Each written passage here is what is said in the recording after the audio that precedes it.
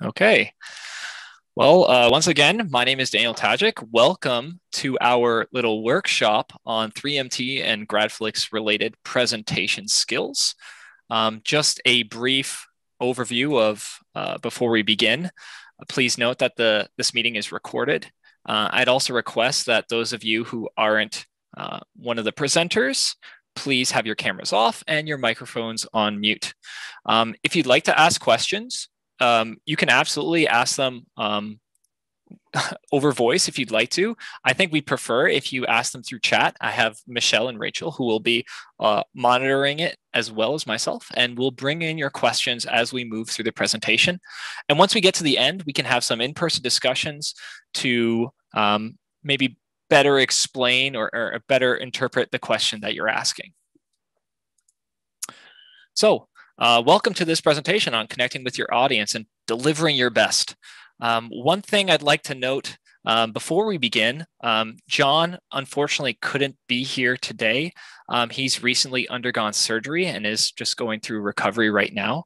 If you'd like to contact John after this, you can absolutely reach out to him. I will include his email address at the end of this presentation, and he's willing to meet for in-person discussion, or not in-person discussions, but for one-on-one discussions to talk about how to develop your specific presentation and things along that line. So please, if you don't necessarily get everything you want from this presentation, you can reach out to him and he will get back to you within a day or two. Will there be a recording? I see this question. Yes, I'm recording this. This will actually be posted on YouTube. This will be posted on Dr. Bandler's YouTube page, and we can also share that link so that you can access and see this video later on. I should also note that there are a couple other YouTube videos that we've already done on specifically 3-minute thesis related developments, though it is relevant to GradFlix as well. And you can find those on Dr. Bandler's YouTube channel as well. Okay, so now let's sort of hop into it with this quote here. If I'm to speak for 10 minutes, I need a week for preparation. If an hour, I'm ready now. And I know this holds true a lot for me. I can talk nonstop, and I know it'll be boring and it probably won't be concise at all. But when it comes down to preparing a very short, very concise presentation, it takes a surprisingly long amount of time. So as you go through these presentations and you listen in, be aware that you will have to begin developing your presentations at a sort of earlier stage so that you can make sure that you're creating the best possible presentation. Another quote, this one from John: do you dread presentations? Don't let yours be one of them. And now I guess this is sort of changed now to, do you dread Zoom presentations? Don't let yours be one of them. And so I think here we are just trying to give you some skills that will allow you to be more confident in your presentations and allow these, the sort of haunting task of completing a presentation to actually not be that scary. So here are the speakers today. As I said, unfortunately, John can't be here with us today. I'm here though. My name's Daniel Tajik. I'm a PhD student in the Electrical and Computer Engineering Department at McMaster University, and I have participated and won several 3-minute thesis competitions. And that all sort of happened around 2017, 2018. And now I primarily work on helping others sort of develop their 3-minute thesis presentations, and now looking into helping with the GradFlix presentations. And now I'll pass it off to Michelle to introduce herself.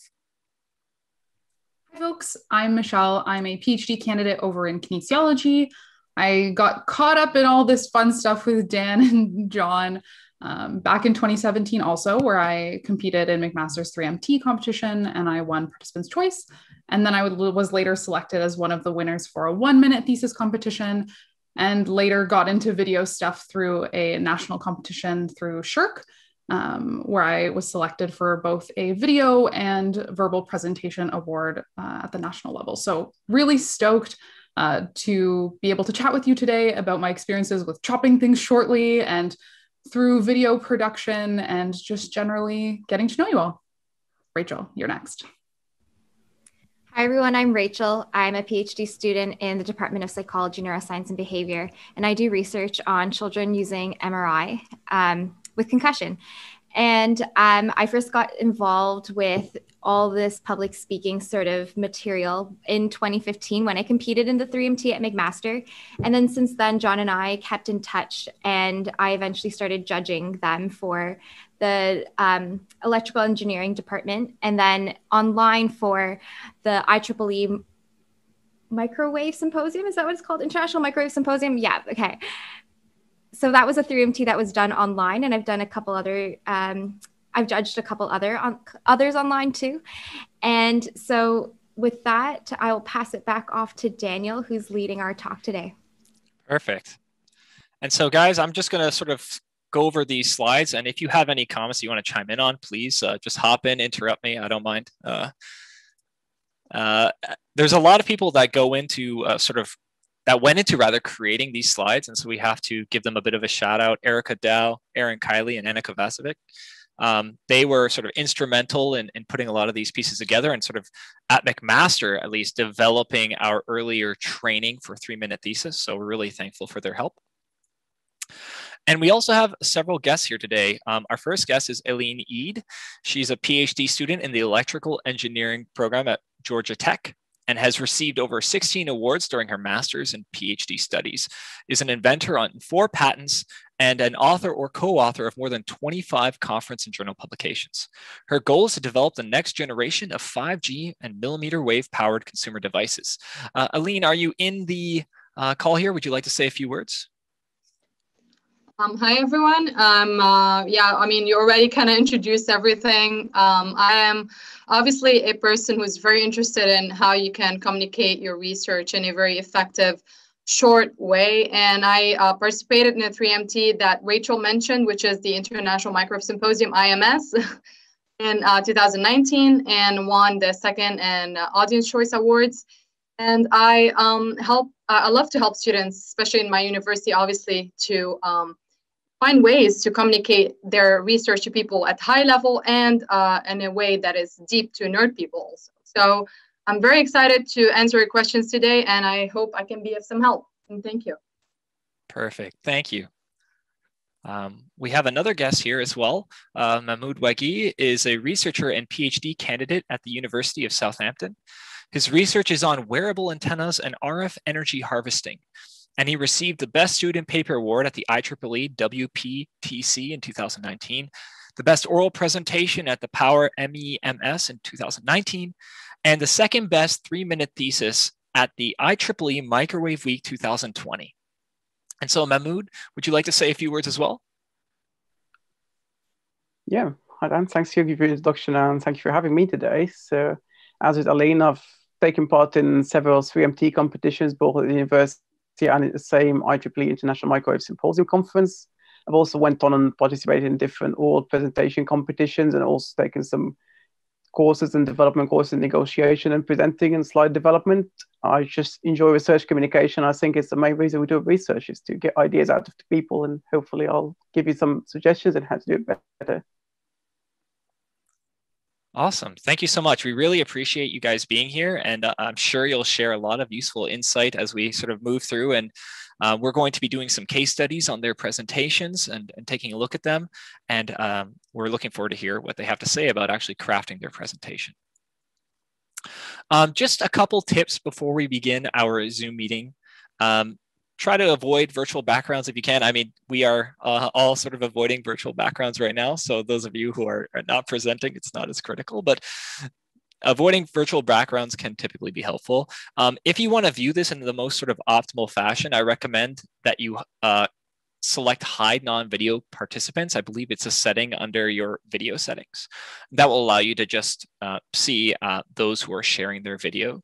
And you can also enter and watch this presentation in a gallery view, which will allow you to see my pretty face and the slides, as well as we sort of walk through them. So it may be a little bit of a cleaner way of looking at the presentation. There are a lot of acknowledgements here.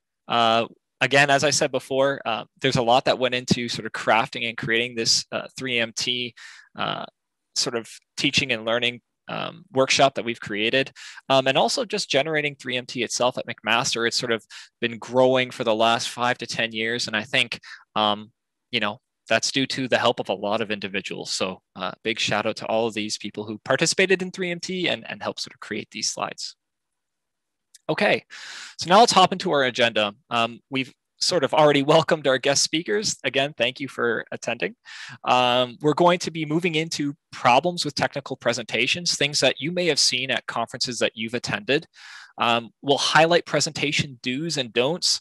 And honestly, a lot of these are sort of bullet points that you can use in order to ensure that you're crafting the most optimal presentation you can. We'll highlight the differences a little bit between virtual presentations, digital presentations, and in-person presentations. Though, to be quite honest, a lot of the learning that you get for one of them will transfer well into the other. And so you'll sort of see the 3-minute thesis competition and the GradFlix competition. They're a little bit different, but you can still take quite a bit of learning from the other in order to improve your presentations. Once we've sort of gone through that, we'll enter an overview of the case studies. We'll look at a number of 3MT presentations and a GradFlix presentation and sort of break down what we like about the presentation and maybe even certain things that we think that presentation could improve upon.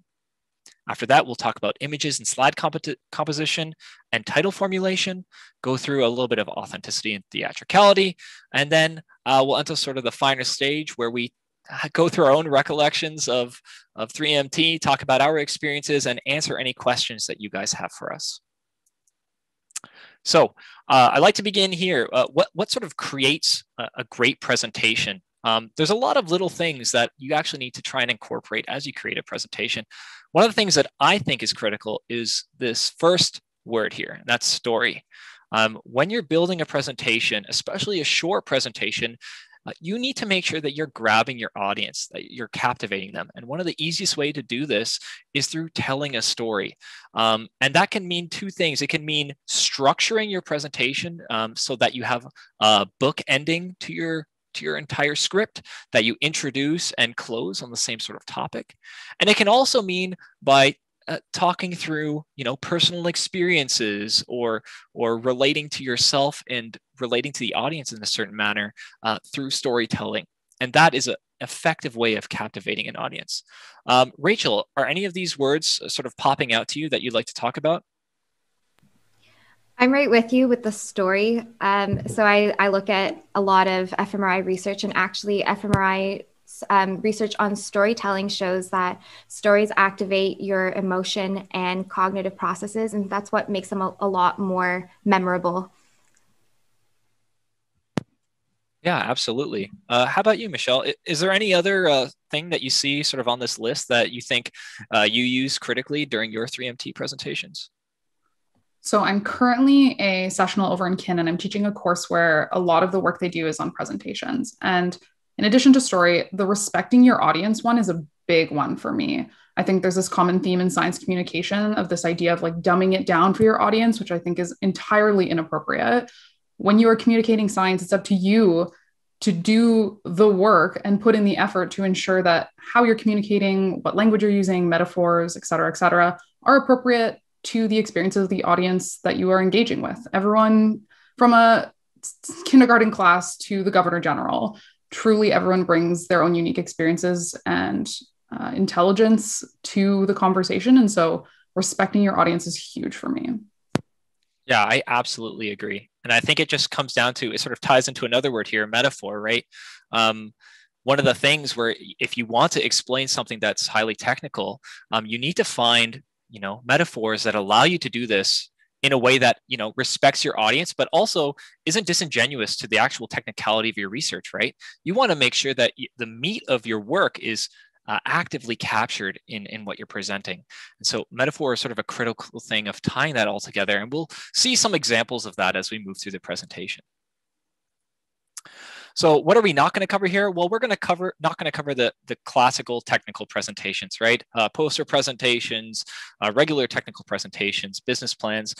We're not necessarily even going to cover elevator pitches. We're not trying to sell something here, though not completely.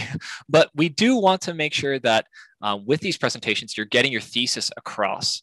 And part of that is going to be incorporating aspects of captivating your audience. But you have to remember that this is all about the work that you're doing and demonstrating that you can explain it to a general audience. So we're going to avoid sort of the technical sides of things here and sort of talk more about how do we craft a presentation that allows us to get our research across while still being captivating.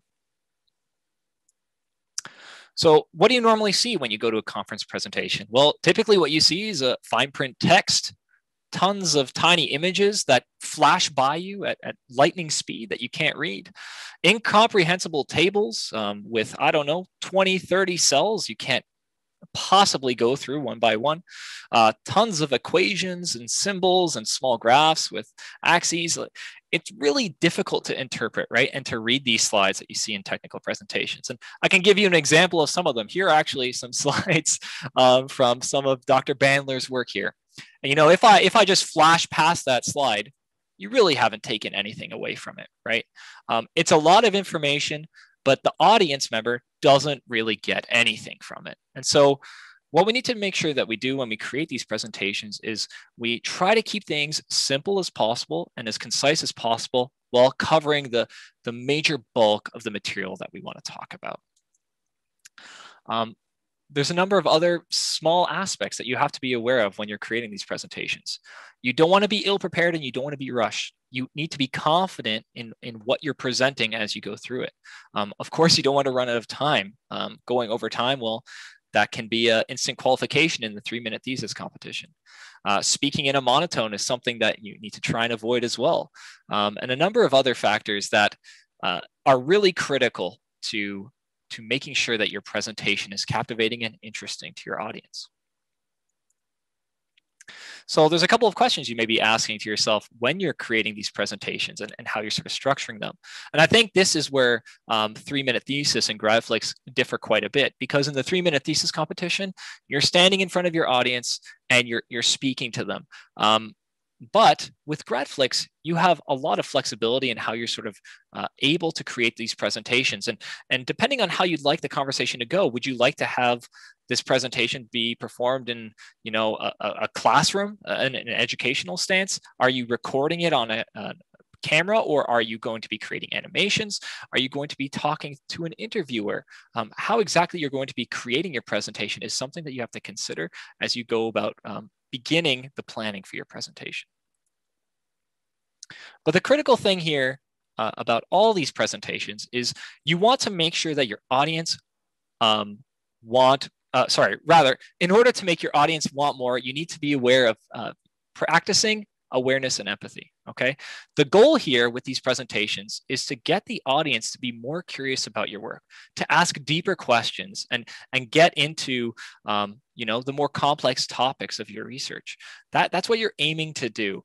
And in order to do that, you really have to understand how your audience is thinking in order to captivate them and keep them interested. And there's quite a few presentations, competitions now that exist that can allow you to sort of develop these skills. GradFlix is the one that I'm sure many of you are here participating in and trying to get some more information on. The 3-minute thesis is another competition that we have more experience in, wherein you're just speaking to a general audience for 3 minutes with the support of a single static slide. That's all you have, and you're going to try and get your thesis across to this audience. There's another competition that I know Dr. Bandler is familiar with. I'm not too familiar with it myself, the U21 Rise competition. I believe it's more of an elevator pitch. And if you have questions about this competition, please feel free to ask John, and you can send him an email and he'll share more information with you. So with these presentations, you just have minutes to present years of complex research, to kindle excitement and curiosity, and to make them want to hear more. And that's pretty difficult to do, right? How do we sort of put this together? And in my opinion, a lot of this comes down to perfecting small aspects of your presentation. Getting small components of your presentation to be very clean makes, in my opinion, gives this sort of X factor to a presentation that really makes it stand out beyond the rest of the presentations at these competitions. By participating in these competitions, you're going to develop a number of things. Research communication skills and confidence are the two major things that I think a lot of people want to walk away from this with, right? It may seem a little bit strange or a little bit niche that you'd be participating in this and how it would sort of impact your life, but these skills go beyond just competing in this competition. I think one of the most critical things I've personally gained from this is my ability to perform in interviews, my ability to be concise and to the point when I'm answering questions. This is an aspect that you develop. There's also other things that are benefits here, right? Ability to engage in non-specialists. What if you just want to explain your research to your parents, right? Simple things like these are really impactful skills to have in your life. And then, of course, winning the competition gives cash. And I know I myself like that. I think Michelle and Rachel do enjoy a little bit of cash as well. So that's another benefit there. A couple other things though, right? As you create these presentations, you're going to craft awareness, creativity, and creative thinking. You have to think outside the box when you're building your presentations. And these skills, they're soft skills that will take you very far in life beyond just presentations alone. So hopefully, as you sort of go through this process, you learn quite a bit about giving presentations and improving your communication skills. So one of the first things I want to talk about in regards to improving a presentation and giving these short 1 minute or 3 minute presentations is cutting the jargon. Oftentimes during long technical talks, you hear people say words that you may miss or may not catch, and all of a sudden the rest of the presentation is lost to you. You can't follow. Someone saying the induction of the Fourier transform into the reduced order space, you've already lost what I've been saying, right? It no longer has any meaning. And it's critical that in these presentations, we cut and avoid as much jargon as possible. And there's sort of three groups of jargon that you can sort of consider. There's the extreme jargon that is really niche in its field. As I just said, Fourier transforms, induction, permittivity. These are sort of things that are really understood by a small subset of individuals and are very difficult to understand by the general audience. There's misunderstood phrases where people have heard the words, but they're not exactly sure what they mean completely. And that can lead to a little bit of confusion as we move along. I think a very common misunderstood word for me is microwaves. I do work in microwave radiation, but when I say the word microwave, most people think of ovens, right? They don't think of microwave radiation. And so I need to consider that when I create my presentations in order to make sure that my audience understands me. There's also, general usage words. And I think these can be technical and have a lot of detail, but the general public typically understands what these mean. Rachel, Michelle, do you have anything you want to comment on here?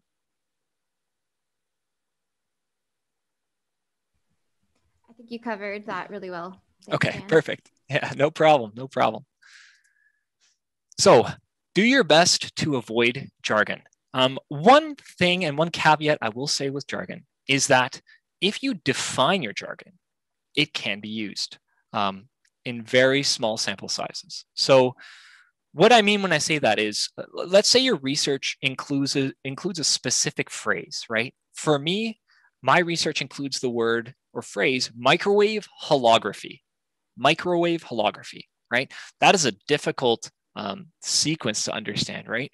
But if you define it very clearly, you can use it throughout your presentation, right?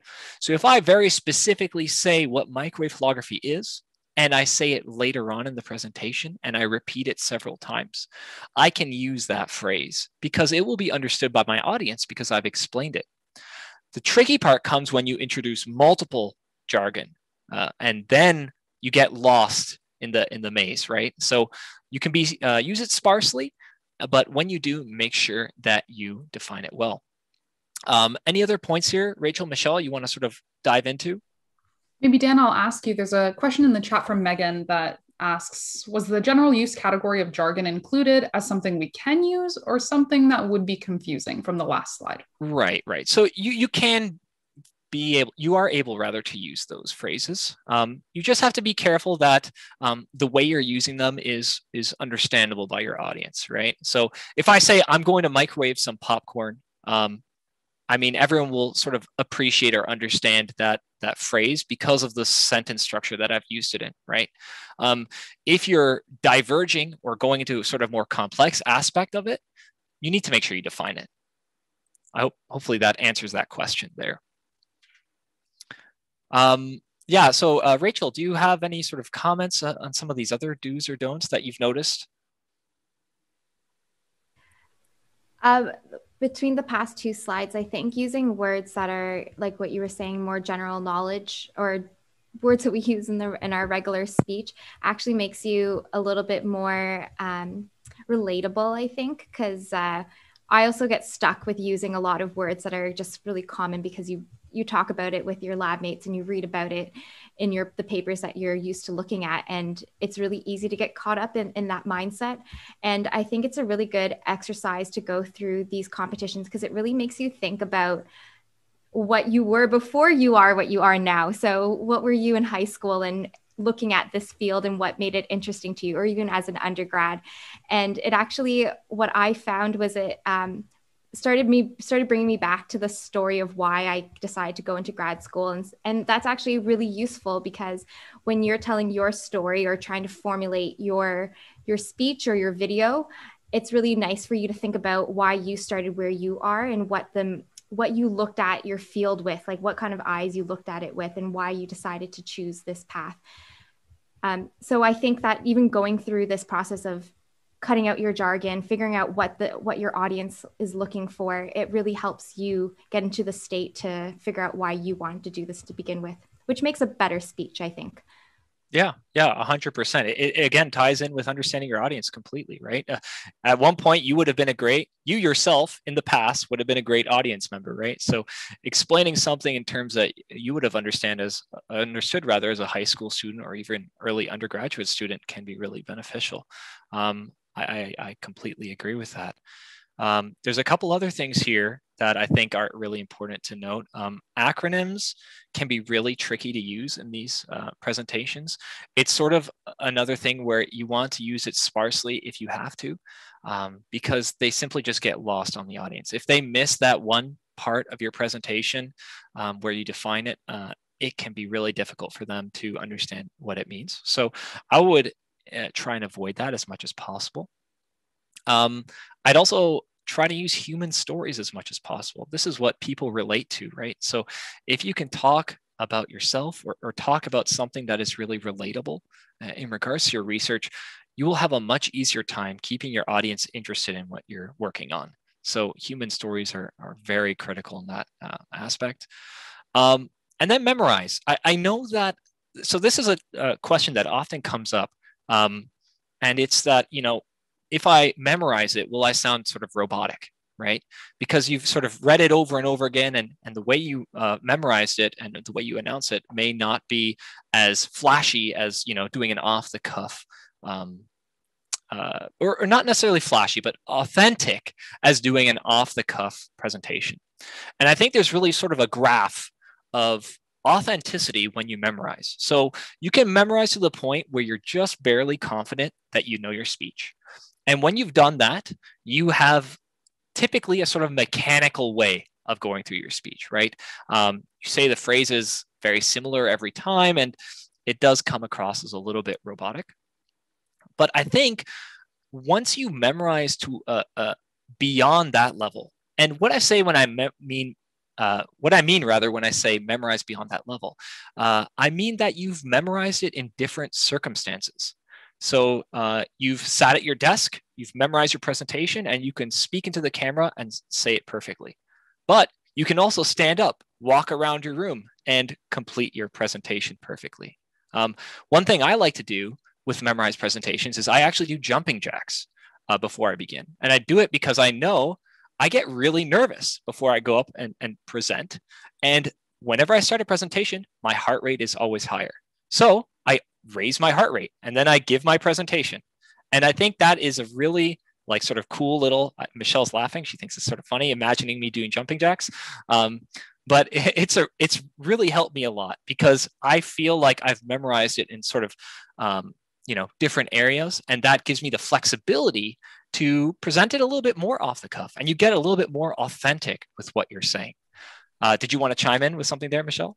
Dan, I was going to actually say that as a psych/kin kid, the idea of physical activity being a cross-stressor or a stressor that activates our body's stress system in the similar way that psychological stress does is actually something that is studied. And so doing regular exercise can help you combat psychological stress. And so I think you're right on the money.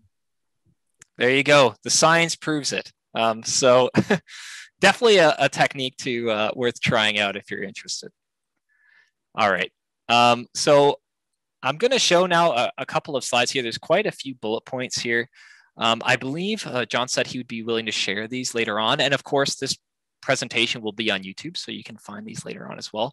But there's a number of sort of points that I think you should try and hit during your presentation in order to have a sort of high quality presentation.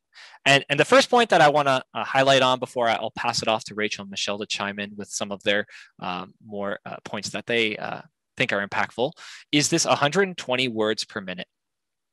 So when you're giving a presentation, the most critical thing to do is to make sure that you have a steady flow of words and that you have the opportunity to have pauses in your conversation. Pauses have really high impact, and they allow the audience member to catch up to what you're saying and appreciate the impact of certain statements. So I'll give you an example here. The introduction to my presentation for my 3-minute thesis was the phrase, X-rays cause cancer. And I had those pauses there, and there's not that much information that I'm sharing there, but as an audience member, you start thinking about what I'm saying, right? You go beyond just those 3 words, right? It's really important that you don't want to rush through your presentation, and you want to give the audience to sort of appreciate what you're saying so that, they have a better grasp of the work that you're doing.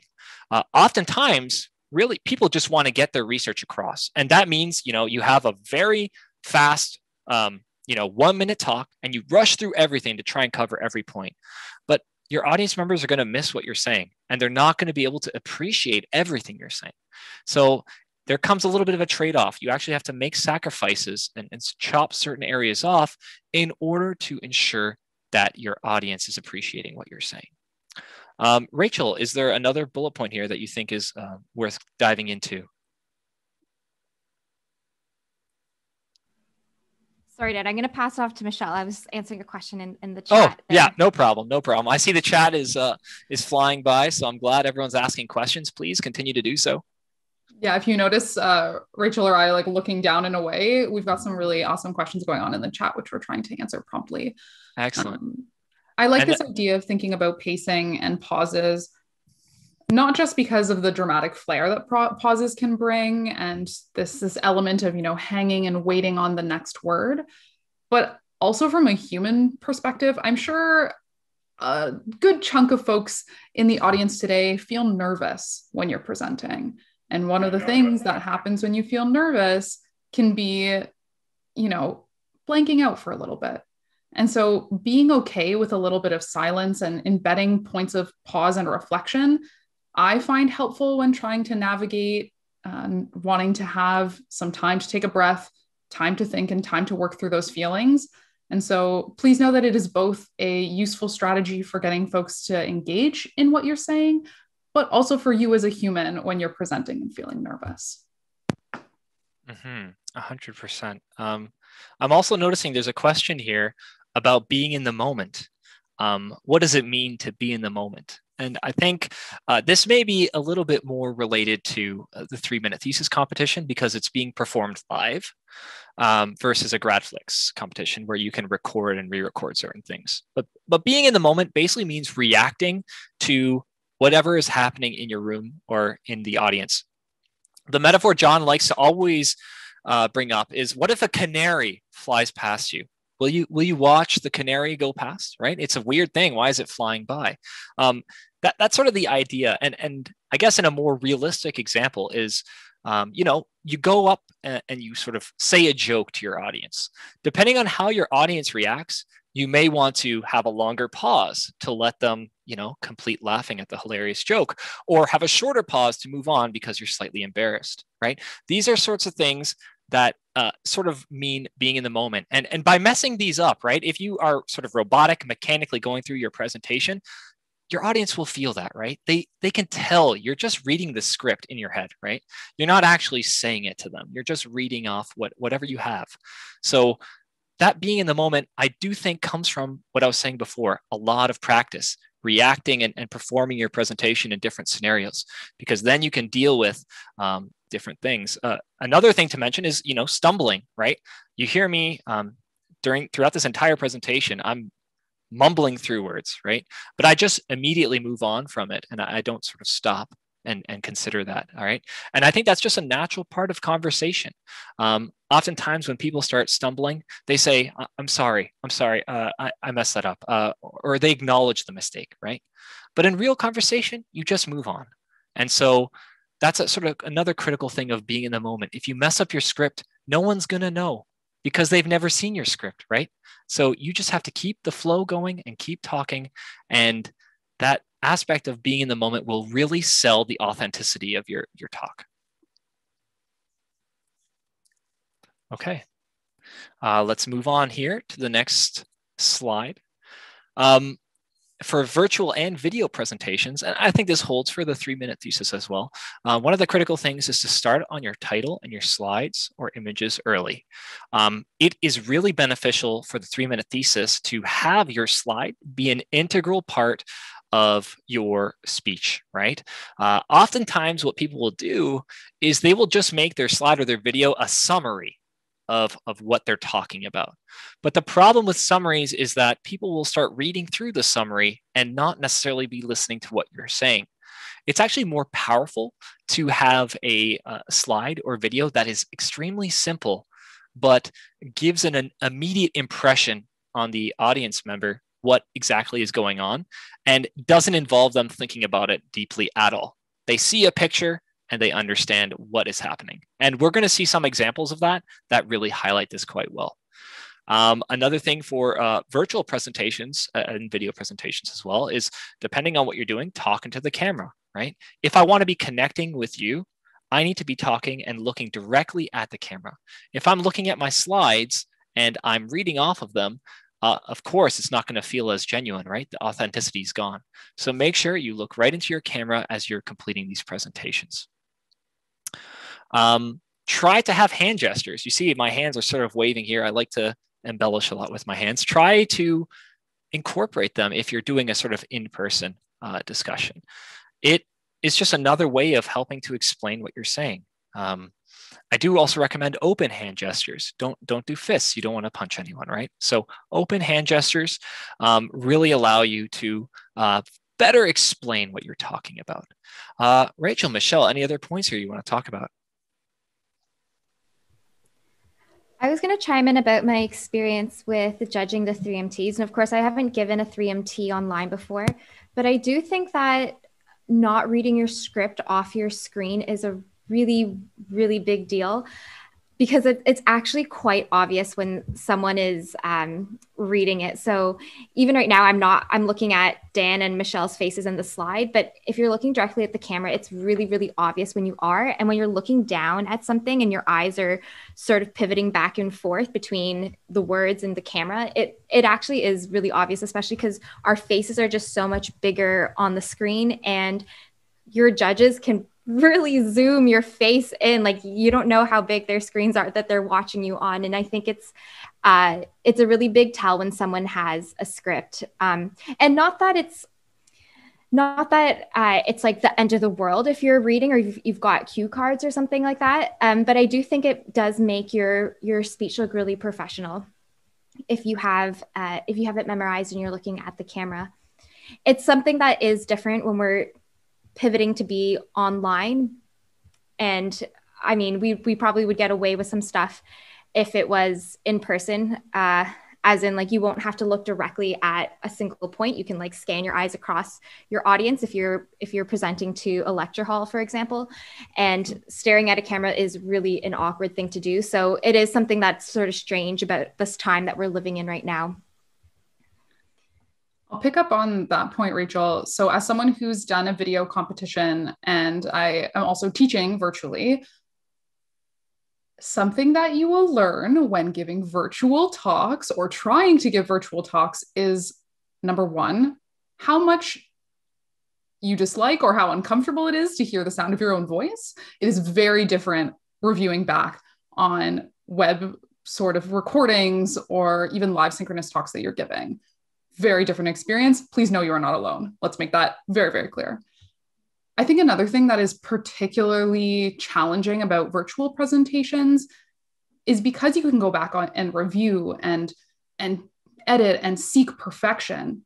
Every single and ah, and even sometimes the intonation in your voice can become an obsessive experience. And so I would encourage you, though certainly striving to do your best and re-recording where necessary is appropriate, don't be afraid to take a step back, particularly with these virtual presentations, from listening to yourself over and over again, because sometimes you can get lost in the sauce, if you will. And so please, please, please, when you are doing this and you need to take a step back, blame it on me. Say, it was Michelle's homework suggestion. Take a step back. I need to take a breath, and potentially share your recording with others as well and see if they're picking up on those little nitty-gritty details that you're noticing.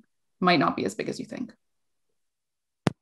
Yeah, I absolutely agree. I think one of the important things to consider with creating these presentations is getting an outsider perspective on it.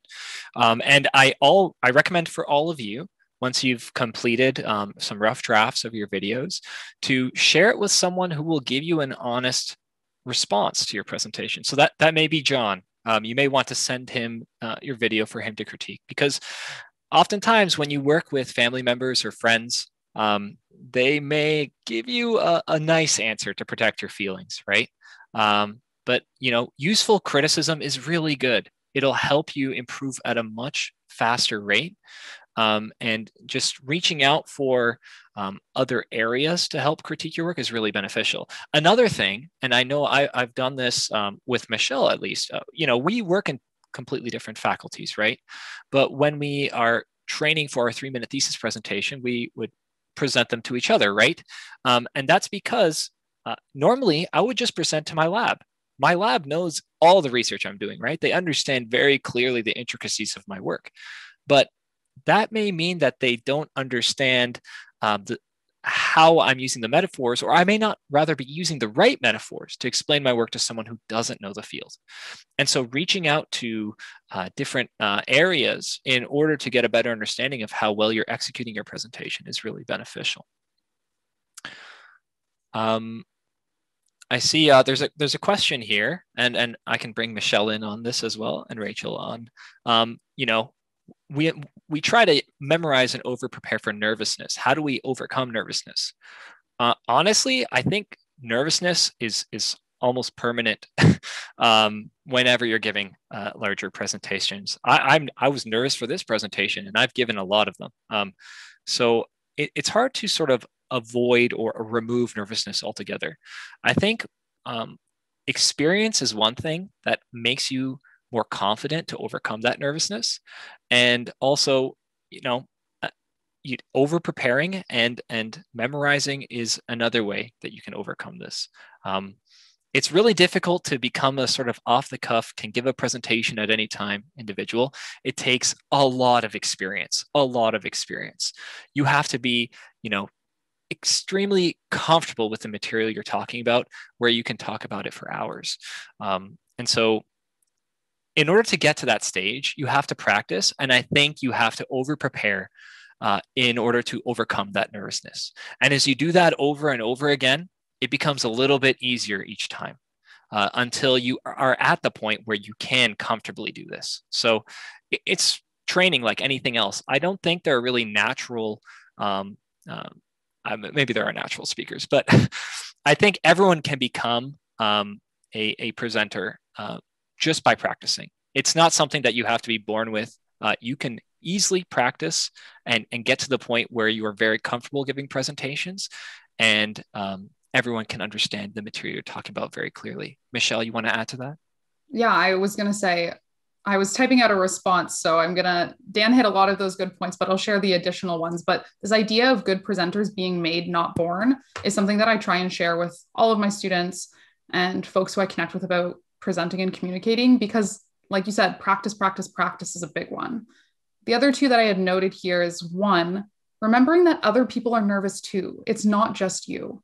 I think often when we feel nervous or uncomfortable, it can feel like, oh, there's something wrong with me. It's just me. I'm the only one who feels this way.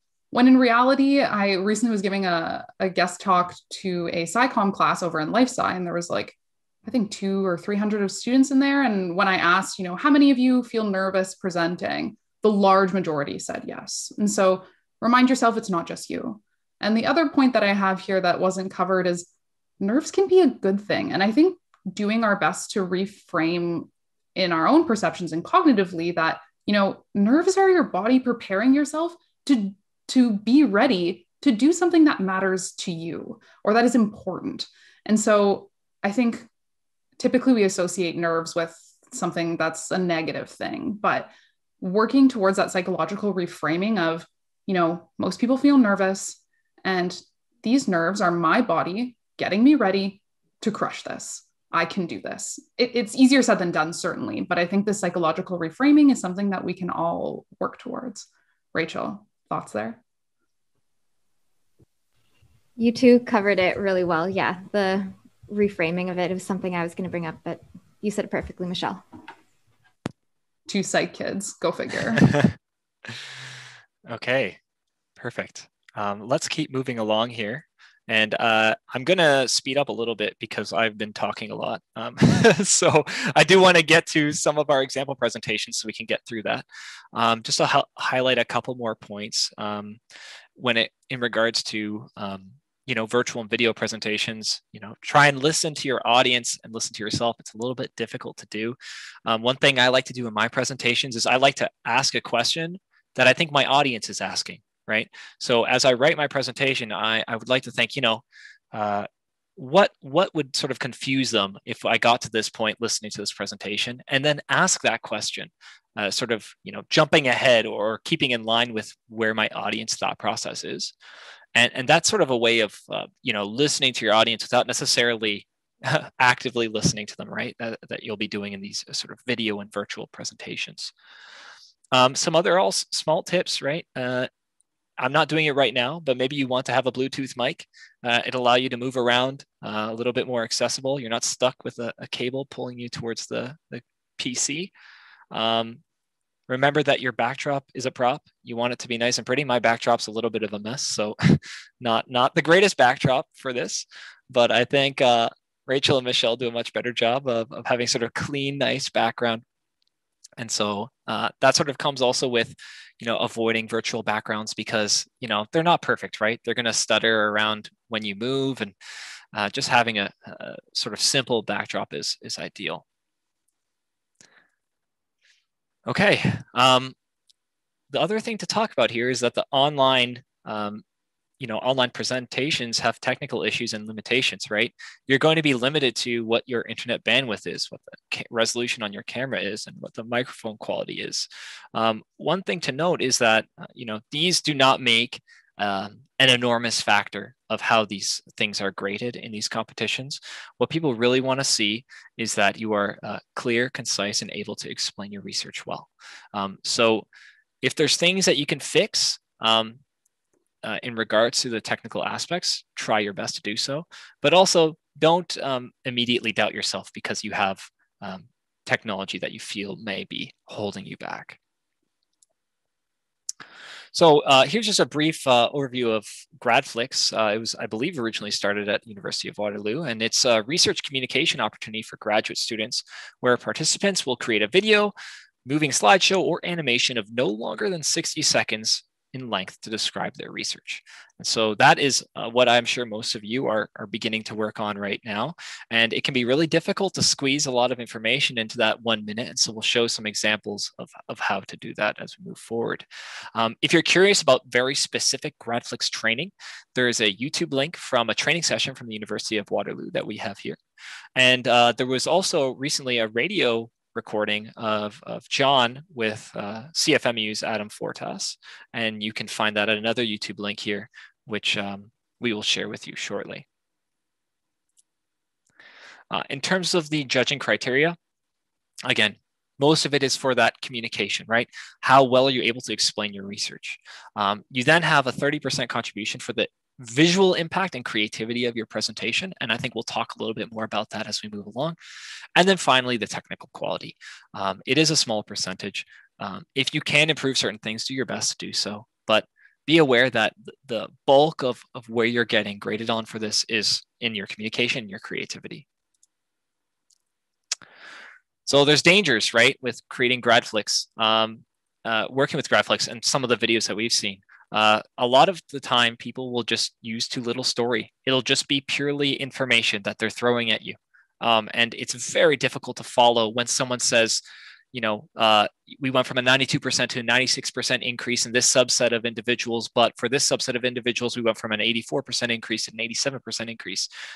Numbers are really difficult to get across in these very short presentations. So be very careful with, you know, diving into the technical complex details of your work and try to stay closer to a sort of storytelling style where you cover through metaphor what your work actually entails. Too many images and irrelevant images are another problem. You know, if you're showing these huge graphs with a large number of different plots on them, you know, your audience isn't going to be able to appreciate that quickly, right?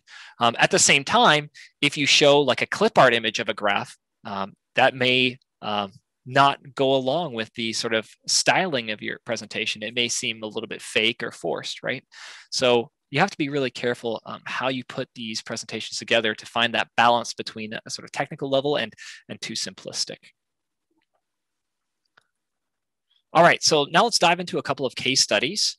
In our case studies, I'm going to be playing the videos of these presentations for you. I believe I've enabled the sound. So if you don't hear the sound, please let me know. I want you, as you watch these videos, to look for metaphor, believability, for gestures, for engagement with the slide or the images, dramatic pauses, relatability, humor, and storytelling. Okay. So the first one we're going to start with is Michelle's 1 minute speech that she gave at a previous workshop of ours. And it's titled Sweat So You Don't Forget. Hi, I'm Michelle Ogrodnik, and I'm a mind wanderer. Come on, we've all been there, trying to focus on a presentation, but instead thinking about that oh so delicious donut you're going to eat next. In fact, university students can spend almost half their time off task. But our research shows that short exercise breaks during learning can dramatically reduce mind wandering compared to computer game breaks or no breaks. Importantly, those who completed exercise breaks in the study immediately had higher quiz scores right after learning and 2 days later. On McMaster's grading scale, this might be the difference between a B and an A. So with the goal of creating refined, feasible exercise prescriptions for students and teachers, one thing seems certain. Students need to sweat so they don't forget. Thank you. A perfect example of how it does not get easier to hear your own recordings. I don't know what you're talking about. That was a great speech. I really liked it, actually. I think, Michelle, why don't you sort of go through your talk and let us know about, you know, particular aspects that you sort of worked on in order to get this presentation completed. One thing to highlight here before we begin is you actually took your 3 minute thesis presentation and chopped it down to 1 minute. So you had to remove a lot of material, but in the end, it still sort of gives the same result. Your audience has the same takeaways from this 1 minute presentation versus the 3 minute presentation. So yeah, I'll pass it off to you. Please just sort of walk through your talk and I guess we'll sort of focus on the opening and closing aspects of it. Sure.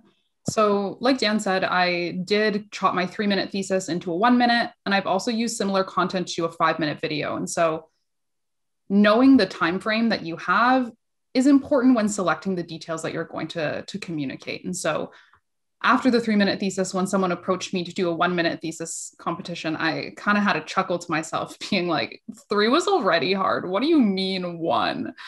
But after chatting with John a little bit, I realized, the core elements of what I was trying to communicate about at the time I was in my master's, that work could be done in 1 minute, as long as I was thoughtful and purposeful about what I really needed to get across in that time, without trying to cram too much in the middle of it. And what I will say is, this was a live presentation that I gave in an evening workshop after a day. And so looking back, there are ways that I could improve the gestures or think more critically about pauses. So please don't take this as absolute perfection.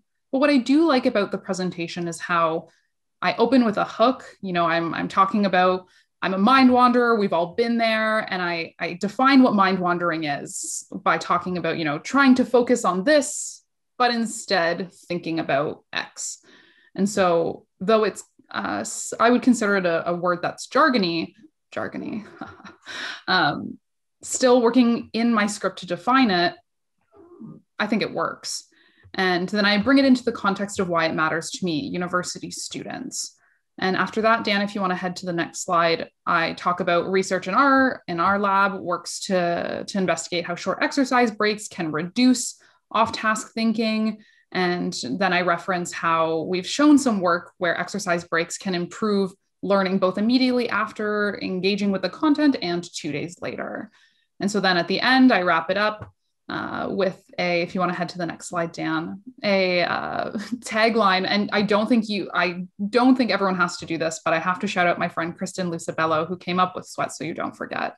But I give this context in terms of, what does this look like on a grading scale? That's pretty tangible for most folks who are in the audience. And then I leave them with a general take home that I think sticks. And so all this to say, this was about 130 words, which is close to John's recommendations of 120 minutes per word. Minutes per word. Whoa, it is Thursday, words per minute.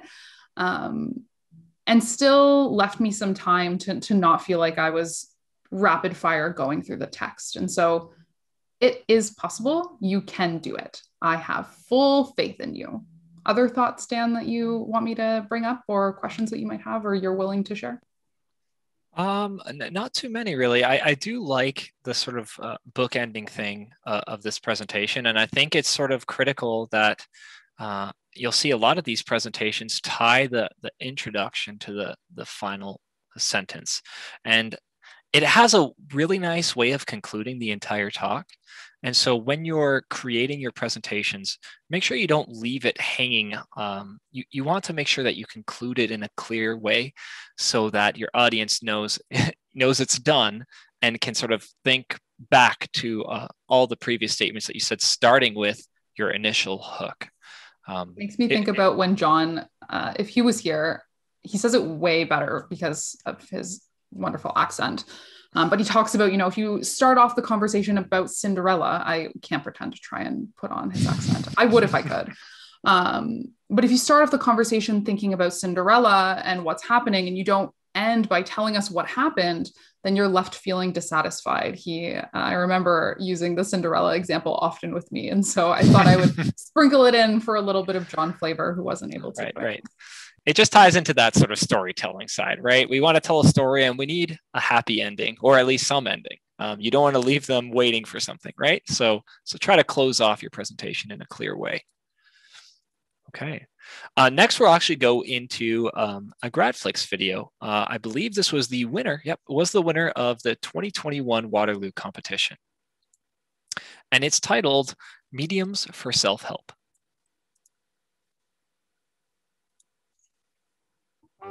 Life is full of problems, and our capacity to face them is intimately tied to our mental health.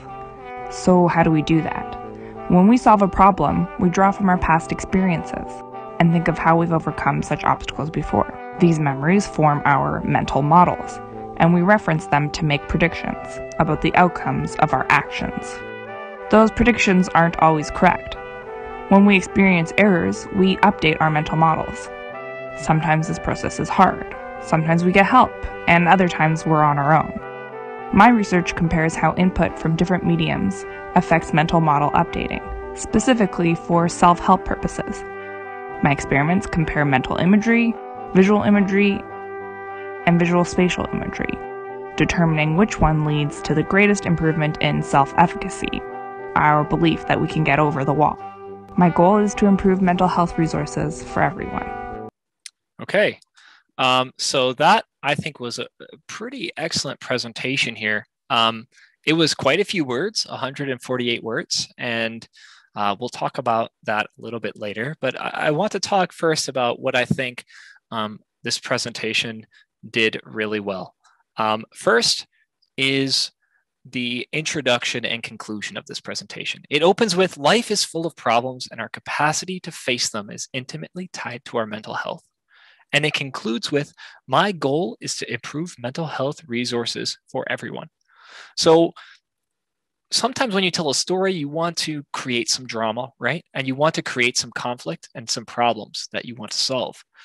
The opening of her presentation is this conflict, right? Life is full of problems and it's tied to our mental health. And we need to know how exactly to deal with them. And she concludes that her research is to improve mental health resources for everyone. So she's created this problem, she discusses it and how to solve it throughout her presentation, and concludes with, I want to solve this problem. And I think this is the sort of book-ending style that I'm talking about, right? Like, you want to make sure that your introduction and your conclusion really tie well together. And I think she did a great job on that. I also think that her visualization was of what she's talking about was great. It was very simple, right? She had imagery of a brick wall and a person trying to climb over it, right? And just looking at that picture, you knew immediately what was going on. You didn't need to think, look at certain numbers, look at axes. There's nothing to interpret there, right? It was just purely a simple image that got her point across.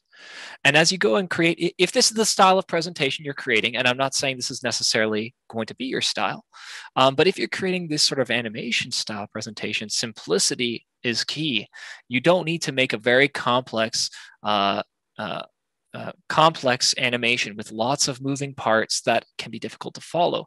All you need is very simple images that get your point across.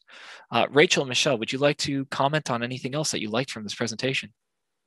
I really like that the message was very clear, and it's very similar to Michelle's 1-minute speech, where the ending line was that take-home message and the last thing that you hear, so the audience remembers it.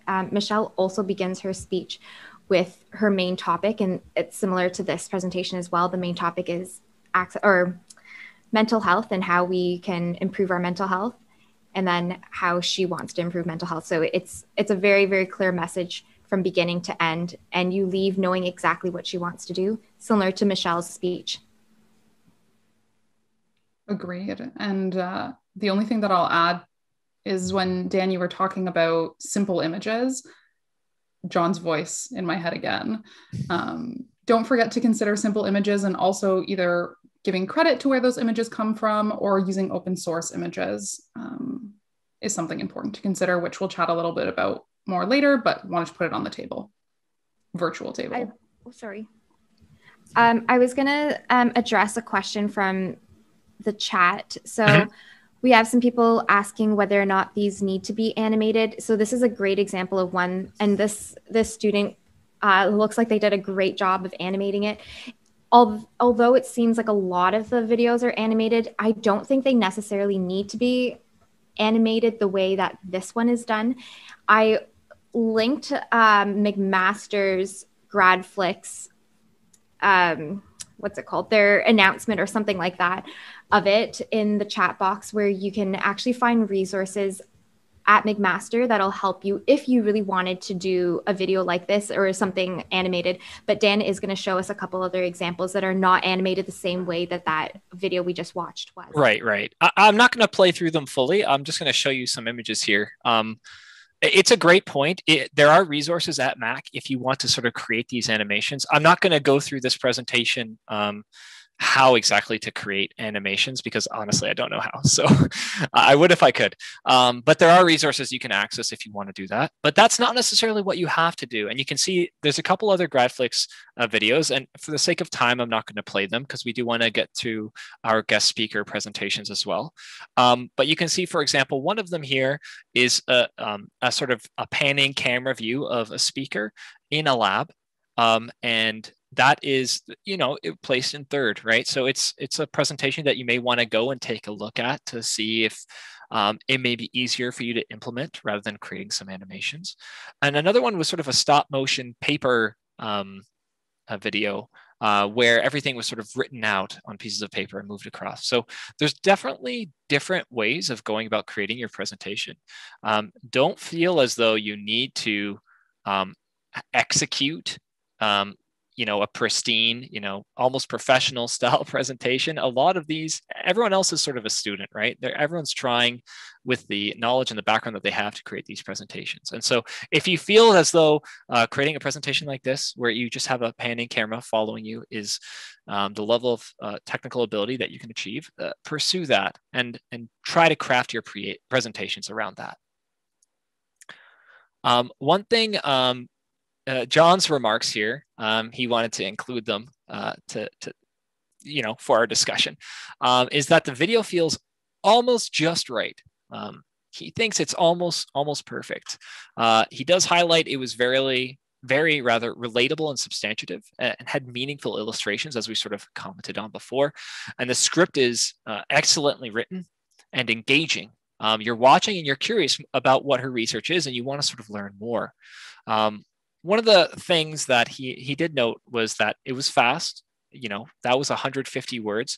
She had opportunities to slow down or maybe even remove certain parts of her talk that would have improved the pacing and allowed you to sort of get a better grasp of what she's saying. And the tone of voice was a little bit monotone. It could have been a little bit amplified or changed in order to improve that. The quality. And one last thing I'd like to comment on before we move on is I really enjoyed the ambient noise that she included. It was a sort of like soft soundtrack playing in the background. And I do think that it can be beneficial to include a sort of ambient sound in the background of your videos. Just make sure that it's not overpowering and doesn't clutter what you're saying, because if it becomes too strong and the audience can't hear what you're saying or they're distracted by it, right? You don't want to play, a top 10 pop song on it because people are just going to be listening to that instead of you. So try to go for, ambient sounds that help capture the emotion of the video, capture the emotion of what you're trying to say. Okay, I'm going to move along here. Skip over these. We're next going to go into a virtual 3-minute thesis presentation by Mahmoud Wagih, and it is titled Smart Textiles for Recycling Radio Waste.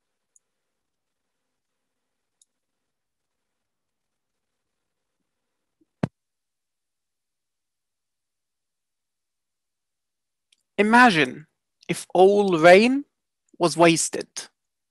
That doesn't sound right. Thankfully, this doesn't really happen to rain, but the same happens right now to power. Wireless networks, 5G, even Wi-Fi, waste power, and our electronics are thirsty for power. You don't hear anyone saying, I'm satisfied with my battery life, because we dream of a sustainable, connected world. A world where you don't have to charge and replace batteries every single day. Imagine charging hundreds of batteries. Think about their disposal, the waste, and our planet. This is not the connected world we want. My name is Mahmoud Wagih, and my research brings recycling to rescue. And no, not household recycling. I recycle power from radio waves. When you make a phone call, power is scattered as radio waves. I design antennas that collect radio waves and convert them into power. Clean DC power. Isn't free power great? But if power is really around us, why is no one using it? The power is thousands of times smaller than what your phone consumes. And I have tuned my antennas to absorb very small signals. My solution to collect more power is inspired by rain. Filling a glass from raindrops doesn't sound very significant. But try and fill 100 glasses, and it becomes valuable. And it's the same with radio waves. Okay, I know radio waves don't fall out of clouds, but radio waves do spread in a similar way to clouds and rain. So, if you think of antennas as glasses, more antennas equals more power, but only if we combine the power from many antennas. Here's a problem. Large antenna arrays are bulky and expensive. My antennas are flexible, light, and cheap. My next step is to fit my antennas into wearable fabrics, creating large area, low-cost radio power collectors, so your very own t-shirt can substitute for a battery. I also make my antennas more dynamic to recycle small and large signals simultaneously. My goal is to get you to forget about your batteries. But please, don't forget your umbrellas. Thank you.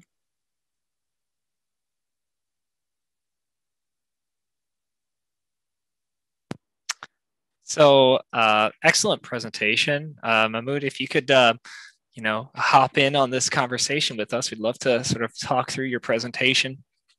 Again, thank you for being here. I really enjoyed the style of your presentation and the structure that you had with your sort of storytelling of the rain. Again, just to reiterate your opening here, you sort of raised your hands to the sky and said, imagine if all the rain was wasted. I think that's such a powerful sort of interesting statement, right? Because we don't initially understand what you mean by rain wasted. How do you waste rain, right? We're not using it right now for anything. And so that opening line hooks your audience really well. They want to learn more and they want to hear what you have to say. And I'm just curious, when you went about writing this presentation, how did you sort of craft this opening line? Was it one of the first things that you started with, or did you put it all together towards the end? It all started with a metaphor. Step one was thinking of really how can I convince myself that my research is meaningful? And I found that the analogy of collecting rain was very similar to what I'm doing in my research. It's small, it's insignificant, but then if you scale it, it starts making sense. And then putting in the metaphor of imagining that rain is wasted, which we don't think of straight away, in context with the slide where it's about collecting radio rain, it kind of gets the audience thinking about collecting rain, collecting radios. Are they the same thing? And that's why I go on and start explaining it maybe 1 minute later throughout the presentation. Mm-hmm. Yeah, I mean, it's very powerful when you connect those two with that metaphor. Right away, the audience, I mean, I myself understood exactly what you were talking about, right? And so I really enjoyed that use of metaphor. I also enjoyed, I mean, I'm going to show it right here. We sort of talk about your opening and closing statement, right? You open with wasting rain and you close with a sort of humorous joke, right? Don't forget your umbrellas. And I think that's a really, again, another example of a very nice way of closing off your presentation, this time with a little bit of humor. And I think it also sort of captures your personality as well, incorporating it into the presentation, which is really nice. Did you sort of go about, when you created this presentation, this idea of closing it off with this statement, or did it sort of naturally come out as you were creating it? I mainly had this idea of the opening and closing of the book style presentation. It wasn't the idea of the joke. I think that came across from different iterations. Okay, very nice. In terms of the virtual presentation, this was the first virtual presentation I think we had. This was sort of the beginning of the pandemic, and we were sort of trying to figure out exactly how we could go about creating these 3-minute thesis competitions that were virtual. I think you did a really good job at looking into your camera and connecting through facial expressions and through hand gestures with your audience. One of the nice things or different things between a virtual presentation and an in-person presentation is that your audience is right here, right? They're less than 2 feet away They can see everything about your face and your facial expressions. And I think you used a lot of those in your talk to help emphasize certain points that you were saying, and sort of drive home key aspects of what you were talking about. And it's not necessarily something that is as important at larger 3-minute thesis competitions, because a lot of audience members are sort of far out in the back, right? And you're sort of making generic statements to a broader group, but you were very direct. You looked directly at the camera, and I think that added a lot of value. Did you do anything else in terms of setting up your presentation for this virtual aspect that you think is worth noting here? In terms of getting it more virtual friendly, was inserting more pause and gesture into the presentation. I think in a physical presentation, people are in a way forced more to listen to the speaker, but in a virtual presentation, you're kind of competing off what they have on the other screen that they will most likely drop your presentation and start looking at. So I kind of tried to make it sound more like an audiobook or a podcast, where it's something that you could really just ignore the video, even the entire body language thing, as much effort put into it. But it should still work even if you're just looking at something else and listening it to the background. Maybe like your Spotify advertisements, something that could hopefully just get you excited very quickly and force you to look back into the screen and see what this guy's actually talking about. Right. Rachel, Michelle, do you have any questions here? Thanks. I really would love to chime in because Mahmoud was one of my favorite speakers, and I was lucky enough to be a judge at this competition. And something that Mahmoud did really well was also the framing of his shot. So I'm also not doing a very good job of it right now because I'm trying to hide the stuff in my background with my body. But if you have the camera elevated so that it's like to your eye level, so that your body's sitting upright. Some people have like their camera downward, which is where my camera is right now relative to my head. And it actually has like a different, your body is framed a little bit differently. So Mahmoud was sitting up actually the way he is now. He's sitting up really, really nice and tall. It's almost like you're presenting at a podium. And I also think he did a really good job of not swaying within his screen. And I know that we talked about perhaps getting a microphone so that you can move around, but when you're enclosed in this little box online, the framing that the audience has is just this. So when you move a lot, they see the movement really great relative to the rest of the relative to the box that you're in. When you're on stage, for example, Michelle's speech, when she did it live, I was there watching it live, and you can imagine any other presentation that's done live. Your framing is the whole entire room. You visually see the walls of the room as your frame. And so when someone moves across that screen or across the stage, it's really easy for your eyes to follow it. They're not taking up the whole space. And I think something that Mahmoud did really well was just keeping that frame where your focus on him was really easy. It was easy to focus on his words. And now hearing that he was trying to emulate some sort of podcast, I think that's such a great tip. It's really cool to hear that you did that. But also from the audience point of view, and I think I'm already moving too much, but he did a much better job of just keeping himself in frame, having his upper body shown as well, so that when he does move, it looks like a subtle move instead of me like, creating all this chaos in your screen. I hope that makes sense. I think the further away from the camera, it really helps get that movement freedom across. And also having maybe a pair of headphones on with a wire, even though it does lock you into position, maybe being locked in a position is not too bad because you want to stay in frame, as Michelle is saying. Very true, very true. Michelle, you want to chime in here? I loved it. As a non-engineering person, I thoroughly was able to follow along completely and felt, it goes back to this idea of respecting your audience. It felt like you were trying to teach me something and not necessarily in a condescending way. And I think that is like a really big pull for me of presentations where you're just trying to show me something cool that you think is cool and you want me to know about it. And that was the feeling that I got. Like you really cared about who you were communicating to. And I loved it. I also thought, even though maybe you didn't intend it to be a joke, the umbrella thing like made me laugh at the end, which unintended, excellent consequence. Thanks. Okay, awesome. Mahmoud, would you like to add any other words or comments here before we move on?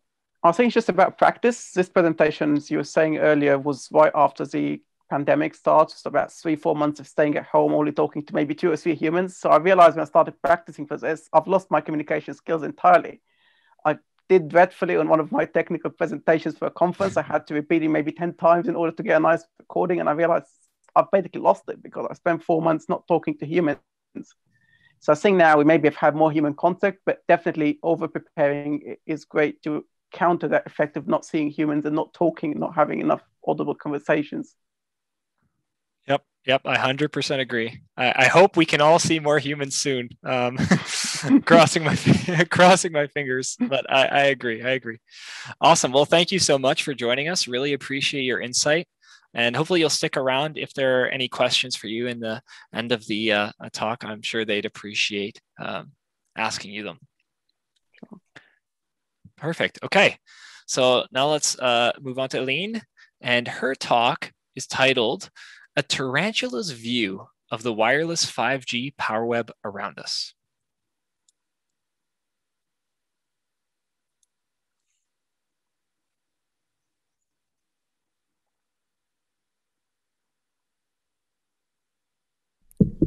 Hi everyone, I am Aline from the Georgia Institute of Technology, and this is Lucy, the tarantula from the Amazon rainforest.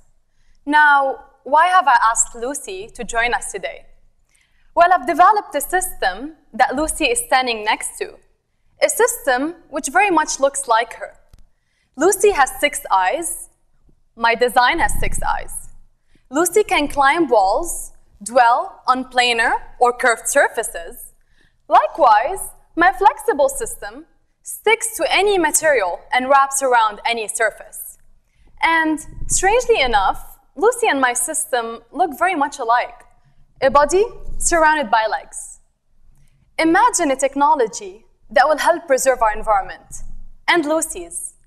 Every electronic device around us needs power to function. Remember those terrible times when your phone, your watch, your earbuds were on the brink of death. Now imagine having to look after billions of devices. For example, sensors. By 2020, you'll be surrounded by them. That's the promise of the Internet of Things. Billions of devices means billions of batteries being continuously replaced, continuously discarded at a huge cost to Lucy's environment. But what if we could actually harvest the wireless energy that is all around us and convert it to usable DC power to actually drive our devices? Yes, that's the 5G wireless power grid surrounding us, or web. That's for you, Lucy. My work aims at designing an energy harvesting system based on a lens. A lens not made out of glass or plastic, but out of planar metal.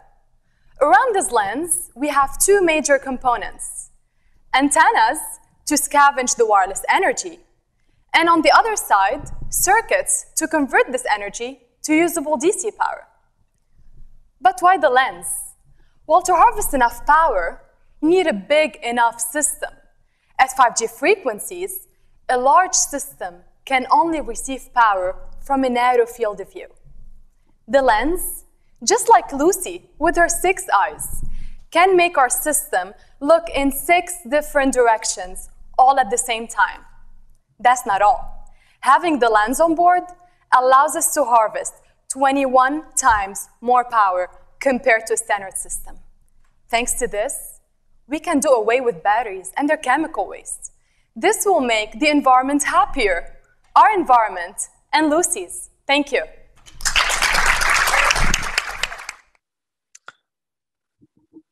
So as you can tell, that was a in-person presentation, and Aline, if you could hop on the call now, that would be great.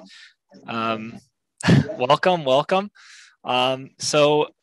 Honestly, another great presentation. I think one of the most captivating aspects of your presentation is this metaphor you discovered with the spider and connecting it to your design.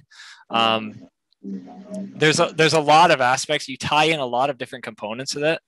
In the beginning, for instance, you open with your name and where you're from, and then Lucy, a tarantula. And first off, I think it's hilarious that you named the tarantula Lucy. But this is the kind of opening that immediately captures the audience, especially tied together with that sort of complex looking antenna design that you had up on the slide. So if you could go about explaining, how did you come across this metaphor, and how did you sort of start putting together your presentation?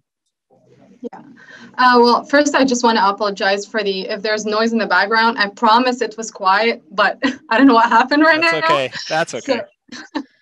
So I think a good idea, what happened with me is that I was fortunate to have a group of people around me. I had like 2 of my friends, and I was discussing with them the idea. And then we were like thinking the system has multiple beams and it can look in different directions.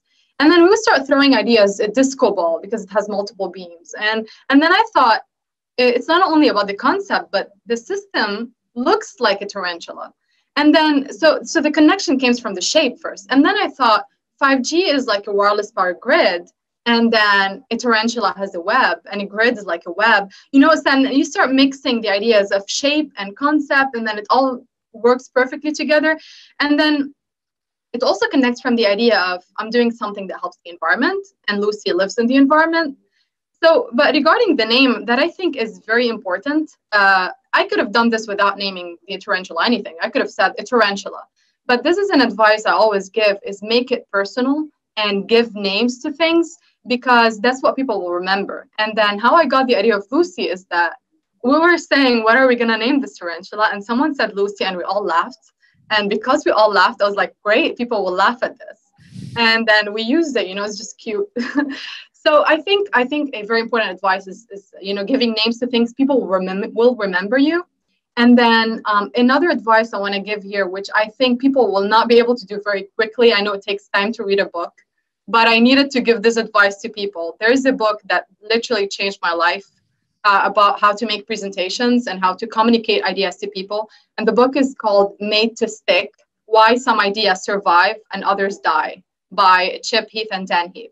So this book will give you point by point what you need to do to make a good presentations and a good talk. Okay, good to know. Yeah, I think the Lucy and the tarantula combination is really sort of innocuous, right? You're contrasting 2 sorts of things here, because I think a lot of people see tarantulas as sort of scary, monstrous little creatures, and personifying it with the name Lucy is that sort of contrast that adds humor and also makes your audience interested in how you're going to tie it all together. And I think one of the really interesting things is you actually don't get to the main sort of bulk of your presentation until you get reasonably deep into the talk. You sort of start off by first talking about the webbing and the relationship. And so I think did you find a lot of value in sort of tying those 2 together, so like defining the metaphor in relation to what you had shown on the screen? Yeah. So I thought that I thought that the important message I want to deliver is just me helping the environment with what I'm doing. And then, knowing your audience, as Michelle was explaining, and respecting your audience is really not killing them with all this nerdiness that is not going to help with the competition. So know what they're going to care about. And I knew that they're not going to care about how my system works. I mean, they will care about the idea that my system can look in different directions. And that's exactly what I worked on showing from the beginning till basically the last paragraph, where I dive deeper into what my system does exactly. So I thought I'm going to capture them better this way. And I advise people to do the same. If their system is very complex, just talk about what the goal from your system is rather than what it does exactly and how. And I think that helped me in my case. And if I go back, I would not really put a lot of jargon from the beginning. Just keep it till the end. Show what the system does very simply. Mm-hmm. Absolutely. I should also highlight here, we were talking about storybook ending and opening and closing presentations. You close off this presentation with this will make the environment happier, our environment and Lucy's. And I think that's nice, a nice way of bookending, a nice way of closing it off. And so I think from all the presentations that we've seen thus far, there's been a lot of this sort of storybook ending and closing. And I'm assuming you sort of went with this process as well. You wanted to have that solid conclusion in your presentation. Yeah. Okay. Correct. Yeah. I mean, I honestly want to thank you guys today because, I mean, I am here learning a lot right now from you, from what you're saying. And basically, for me to make a good 3MT, I watched your presentations. And I mean, Dan, we're all inspired by your 3MT, I guess. Everyone has to admit this. So you all go watch his 3MT very quickly. So, I mean, so basically, I mean, when you just watch your presentation, other people's presentations, and you watch John's videos, I mean, that's how I made a good speech. Obviously, reading the book helped, right? But I mean, that's the idea. Just practicing and reading how good people present, basically. Yeah, I think one thing that gets brought up a little bit is using previous presentations as templates, right? You see a presentation and you like their style and the way they execute it, and you try to sort of mimic that style, and that can be beneficial if it's sort of difficult for you to sort of come together with a structure of how you want to present your information. The one danger with templates, I will say, is that if multiple people use the same template, it doesn't have the same originality to it, right? You know, people end up saying similar phrases, and then by hearing, you know, if you're listening to a number of these over and over again, hearing those similar phrases, it gives you a little bit of a competitive disadvantage. It doesn't take away from the presentation in a sort of standalone sense, but if you really want to compete, sort of building your own structure and using your own phrasing is really critical. But yeah, I mean, your presentation was really great, Aline. I'm wondering if Michelle, Rachel, do you have any other comments that you want to chime in on here? I don't know. Did Michelle leave us there? I think she muted. Okay, she's probably a little bit gone for a sec. That's okay. Let me think here. There was quite a bit here that I did enjoy. I guess it's a little bit different now that we're watching this because you were on stage. And one of the things that I wanted to highlight that isn't really as possible to do in a virtual medium, but is obviously very possible to do in an in-person audience-related presentation, is interacting directly with your audience. There are points where you are pointing at people, and I'm certain there are people in the audience that you're directly pointing to, and you look left and you look right and you're pointing around, and this is great. Like this sort of interaction in a real sort of audience style presentation is what you want to sort of achieve. When it comes to video presentations and virtual presentations, it's a little bit reduced, right? I have to look straight into the camera and interact with you directly. But if you ever find yourself in a situation where you need to interact with you know, multiple people, I find it's always best to sort of lock eyes with specific individuals and talk to them directly for a short while. It makes it sort of like you're having a specific conversation with individuals while you're doing that. I don't know if either of you have any comments on that. Aline, go ahead. Yeah, go ahead. No, I mean, I think it is advantages to present in person. I mean, it is scary. We have to admit that it's real scary to be standing in front of an audience. But I made sure to look in the eyes of the judges specifically and other people because you're going to capture them for sure. However, I want to give a small tip here. I consider that when you're making a virtual presentation, you have to make your slide even simpler than when you're presenting an audience. In person, because people are gonna basically like, I gotta look at you and then look at the slide, and then it's not really easy to make connection between complex items on your slide.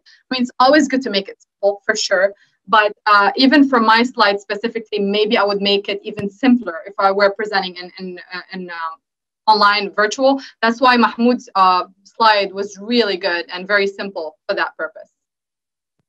Yeah, absolutely. Absolutely agree. I think simplicity is key, right? If you can capture and create interest in your audience and let them understand visually what's going on in that slide very quickly, they'll focus more on what you're saying, right? They're not going to be reading your slide. I think that's oftentimes when you look at technical presentations, the trap that people fall into. They have so much text. And I'm a little bit guilty here because I have a lot of text as well on these slides. But, you know, people are reading the text while you're talking about something different. Something's going to get lost, right? Either they're not going to read the text fully or they're not going to listen to you fully. And that is the last thing you want to have happen during these sorts of presentations. You want to make sure that every single point that you're making comes across clearly, because that will allow everyone to understand the full scope of your work. So simplicity is key. and tying in your slide in a way that is not a sort of summary of your work. It actually is a sort of simple imagery that you can tie into. You can name, like Lucy was named here, in order for you to further captivate your audience. Michelle, do you have any other comments that you'd like to ask Aline? I'm so sorry, Aline, my Wi-Fi dropped, but back and ready. All I really wanted to tell you was how fabulous I thought Lucy was, and generally the talk. But again, sorry for popping out. But yeah, no problem. I loved the book ending, loved Lucy, and it was clear that you were being yourself when you were presenting as well. Like, you were very personable. You kind of made jokes as you were going throughout it, even though they weren't like knock knock, who's there. It felt just very conversational, which I absolutely loved. Thank you. Yeah, 100%. I think if you can tie your own personality into your talk, it really adds a lot of value. And again, of course, authenticity, right? If you're a sort of humorous person and you add jokes, even if they're bad jokes, I had a popcorn joke in my presentation that fell absolutely flat, I think. But, you know, it's my style to make really bad jokes. So I think it gave that sort of authentic feel of me as a presenter to my audience. And so if you can achieve that with your talk, it's something you should strive for.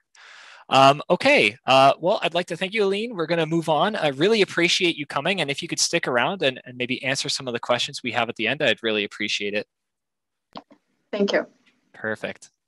Okay, let us keep moving along. So we've talked a lot now about first impressions, opening and closing of your presentations. What do first impressions really mean, right? Well, first impressions are where your audience gets to hear a lot of other things, including, especially in a live sort of format, right? Your audience is going to hear how the host introduces you. If the host says your name wrong, that's not going to be the most ideal way to start your presentation, right? They'll see you stumble on stage. I actually almost tripped when I walked on stage to give my presentation, and so I did a little bit of stumble. They saw that, right? That's part of my first impression. They'll see your slide and they'll see your video. They'll see for the grad flicks, they're going to see your, what's the word? I can't remember the word, but the front image of your video, right? That's the first thing they'll see.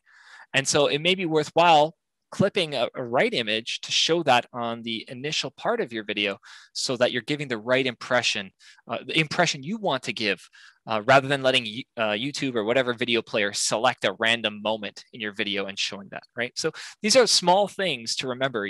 Your first impression, it goes actually before the video begins. And then there's other things. How important is dressing up? Here you can see younger Daniel preparing for his 3MT presentation. And I was going down to the nuts and bolts of it. I was trying to figure out whether it was better to have my sleeves down or sleeves up. And I decided to go with sleeves up because I think visually it made it seem more like I was, working, getting my hands dirty and getting involved with my work, right? I also, you'll see from my slide in the future, I worked with a blueberry and I specifically chose a tie with little circles and was blue. So it's like little things like this that you can tie in and make your presentation more complete that really add value. And then John's included some pictures of me winning awards. So there you go, very nice.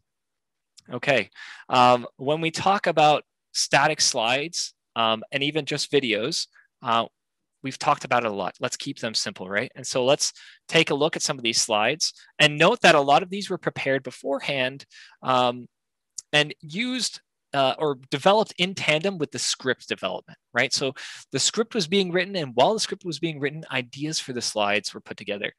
Slides and videos should not be an afterthought. You should not make your script and say, all right, I got to put together something, right? You should try and create them together because you can create a lot more intrigue by doing this. And title as well. That was something I actually struggled with. I don't think my title was very powerful, but from some of the previous presentations, we saw some quite powerful titles. Again, just highlighting the things that we said before. I'm just going to start skipping ahead because I've realized I'm running out of time. I was not as efficient as I wanted to be here.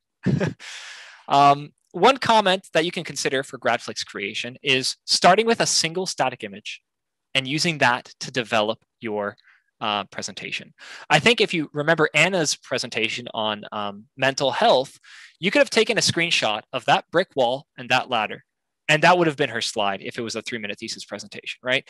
That would have been simple enough for us to really quickly appreciate and understand what she was going to talk about. And so one development approach you may want to take is to just create one slide or one image that you're going to use to drive, if you're creating animation, use to drive your video, okay? So again, that's the core image, right? This is the fundamental of her presentation. You have, when you look at this, you can immediately appreciate what you're looking at, right? And it doesn't require a lot of your attention. You can take a look at this, understand what's going on, and immediately start listening to the presenter.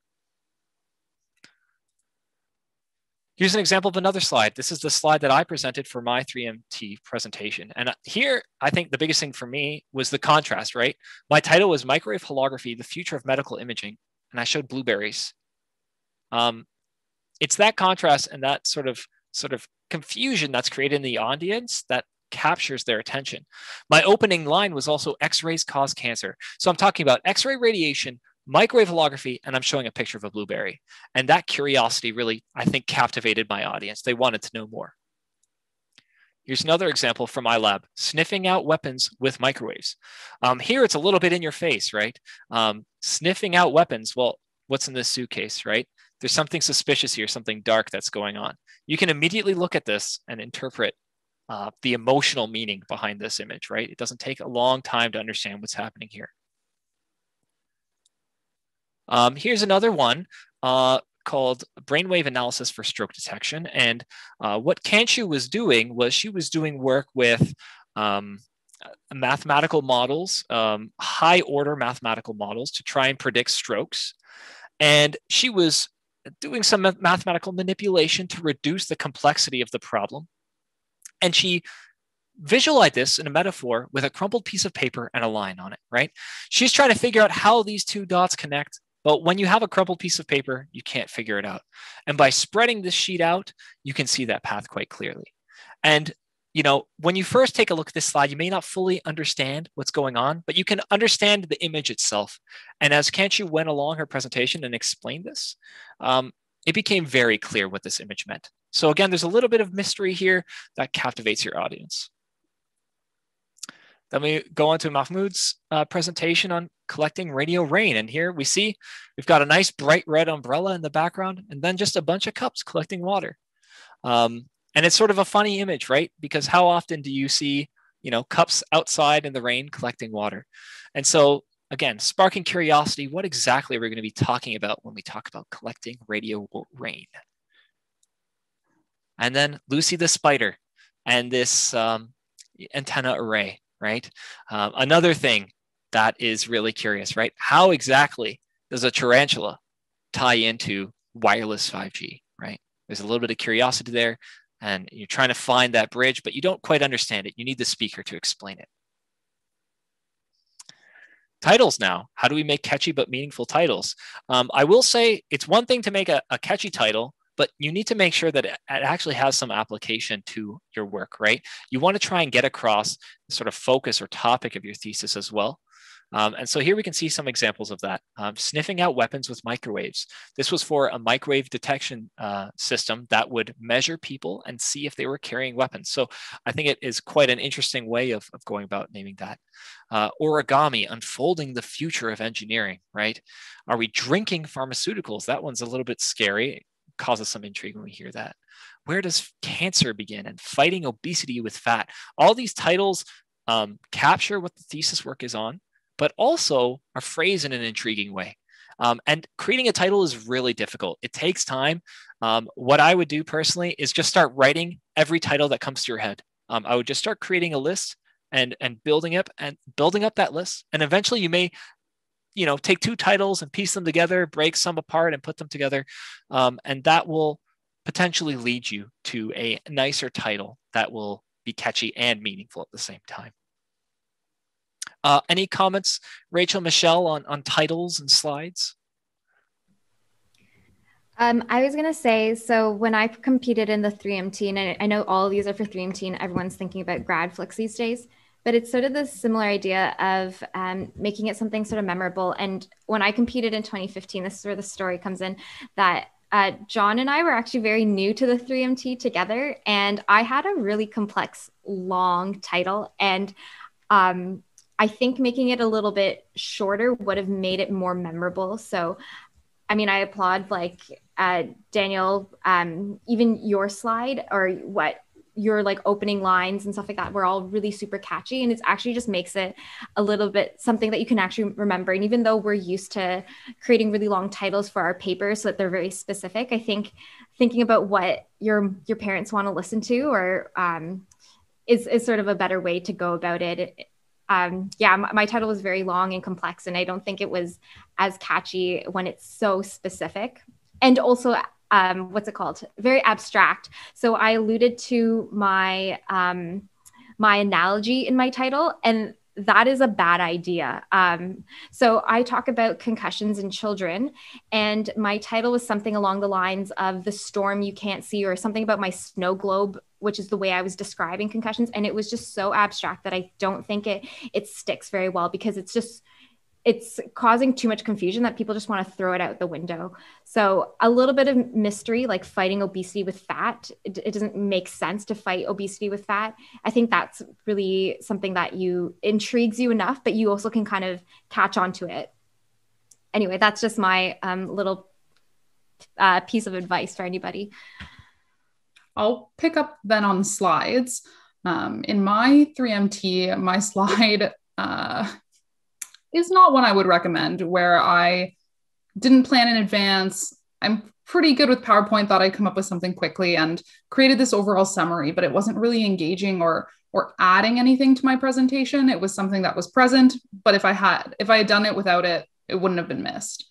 So certainly would encourage you to think about on your slide something that is adding to the presentation rather than just a summary. And the last point I'll share is, when we're creating these presentations, accessibility is key in ensuring that everyone can enjoy the presentation. And so things like avoiding only communicating information through color, or ensuring that the contrast is strong enough that folks would be able to discern between two colors presented. Or I'm not sure actually with Gradflix what the rules around captioning will be, but where possible, closed captioning is important. And so don't forget, when you're creating these virtual presentations, if it's going on YouTube, they'll automatically be captioned, but things like color or other elements to ensure everyone can enjoy is certainly something to reflect on. Absolutely. All right, let's keep moving along here. Opening lines. Opening lines are another key aspect. They can be a little bit tricky to put together. We've got some examples here of the sort of technical statement of an opening line and what was actually written. Occurring with little apparent warning, strokes are a leading cause of disability, is another way to say the opening line of Canxiu's presentation, which was, have you, your relatives, your friends ever suffered from a stroke? Obviously, there's like emotional power and some storytelling that's playing a role in Canxiu's opening line and statement. And she's saying something very powerful that is not necessarily emotionally impacting you with this original statement, right? There's my opening line. You could phrase it in this way: the more a person undergoes X-ray scans, the greater risk they will have of developing cancer. But the way I opened with my presentation was, X-rays cause cancer. It's a little unnerving to think about, isn't it? And, again, the emotional aspect of that opening line was immediately captured. These are sort of darker opening lines, right? They're highlighting, dangers and risks that are in our world. But you don't need to have darker opening lines to be captivating. You saw two examples, right? We had one with Mahmoud's rain being wasted, right? And that's a little bit interesting, but doesn't really quite make sense. You want to hear more about what exactly is going on. Then you had Lucy the tarantula, who is your best friend, right? That is a little bit funny and a little bit humorous and captivates your attention as well. So there's a lot of different paths you can take when you create your presentation. It all comes down to how you and your personality, you sort of want to tie them together in creating your video. And there's a couple more here. There was Mahmoud's opening line about the rain being wasted. Another one, what made it to the headlines as our turbulent year 2020 opened was not the viral pandemic now widely known as COVID-19. And the actual line was recall January 2020. What was the biggest news? It wasn't the coronavirus, right? 2020 was a hellish year, so I don't want to think about it too much. So let's move on a little bit further. But you can see, right, the impact of your opening line and sort of connecting that emotional connection and that mystery in order to captivate your audience. And then finally, you close it off, right? You have some way of opening it, storybook opening and storybook closing. So Anna's example was life is full of problems. Our capacity to face them is intimately tied to our mental health.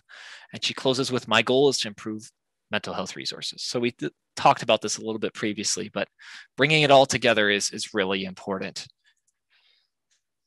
Again, and we're sort of highlighting this as we've been going along, but being authentic, right? Creating these presentations is about being yourself, about including how you would behave in an exact conversation that you're creating your script for, right? Be sincere. Don't create fake personas unless you're an incredible actor. It's really difficult to fake certain things, and it is immediately telling to your audience if you're trying to fake like an emotional connection to someone or something. And it makes it, you see, you're sort of like a snake oil salesman, right? They won't believe you. They won't be interested in your talk. So do your best to be sincere. Don't try to force opening lines that you wouldn't really say in reality. Try to act as though you were actually in a conversation, or, open in a way that you believe you yourself would speak. You also want to be engaging, and that means, fluctuating with your voice, right? You don't want to avoid being monotone as much as possible. It's just not as interesting. You want to be empathetic, right? When you talk about certain sad things, you want to connect and sort of share that emotion with your audience. You want to be conversational, so that, there's a back and forth, seemingly a back and forth. I know it's a video presentation, but interacting and sort of responding to the reactions of your audience that you expect them to be reacting to certain statements you're saying, right? Responding to those reactions is a good way of having that sort of conversational and in the moment personality. And then finally, being memorable, coming up with really interesting and accurate metaphors. You saw some examples here today that I think really did an amazing job. And it's not an easy thing to do. It just takes practice, and it takes work sort of digging through a brainstorm to figure out what metaphors really work with your research. And then finally, be clear, right? Try to avoid jargon. Don't get stuck into mind-twisting logic loops. If you can keep your sentences short and punchy, do so. Always feel free to break them apart, right? Add pauses to add impact to those statements.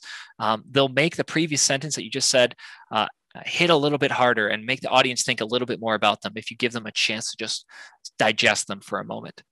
And when you speak, make sure your words are clean, crisp, and clear. Probably not what I've been doing for most of this presentation, but do your best in these short presentations to make sure that every word you say is easily understood. Now we'll just go into some last minute tips.